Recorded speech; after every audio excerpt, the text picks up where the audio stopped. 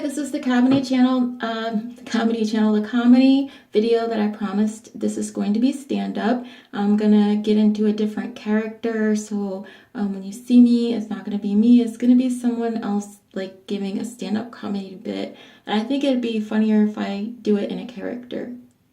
So here I go.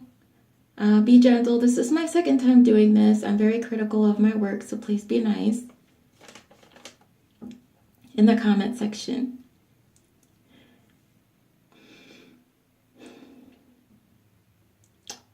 So it turns out that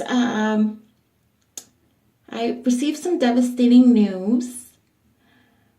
My doctor just told me that I'm predisposed for Alzheimer's.